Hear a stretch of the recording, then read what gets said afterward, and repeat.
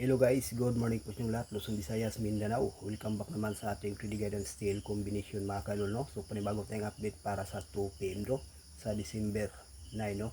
Bago muna, bahagi natin ang result kahapon sa December 8 sa 3D National. Sa 2 PM is 040, sa 5 PM is 731, at sa 9 PM is 364, at sa 2 digit 15 and 13 mga kaidol. Ngayon sa 2 PM draw, may bahagi naman tayong guide at combination lang po ito mga kaluns, no? Hopefully mag-unas pa naman nating number ba kaidol. Unang guide natin is 307. Pangalawa 078. Target rumble, no. So dito sa ating 2 combination, may base tayo dito mga kaidol na 307. Yan lang ang ating guide para sa 2 PM.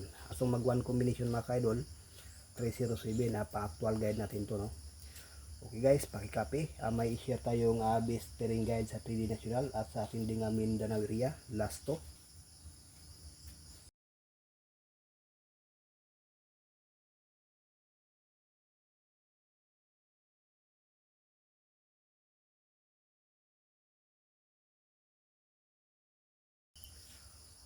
Okay guys, do, ito ang ating base pair sa 3D National.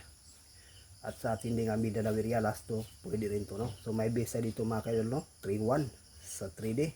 Pwede 3-1 all mga kaidol, all draw. Pakikopya, may i-share tayong unlucky pick.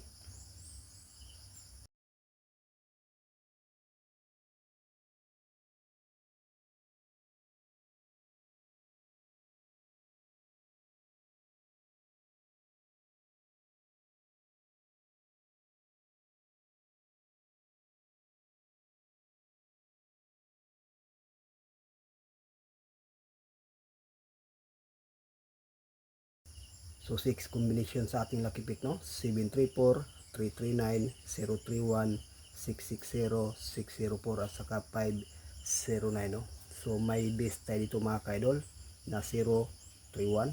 Yan ang ating kabuhang guide para sa uldo ngayong araw, no, sa December 9, no. Bantayan to mga kaidol, no, yung 031, ang 307 mga kaidol. Okay, so good luck and hope to win. Bye bye.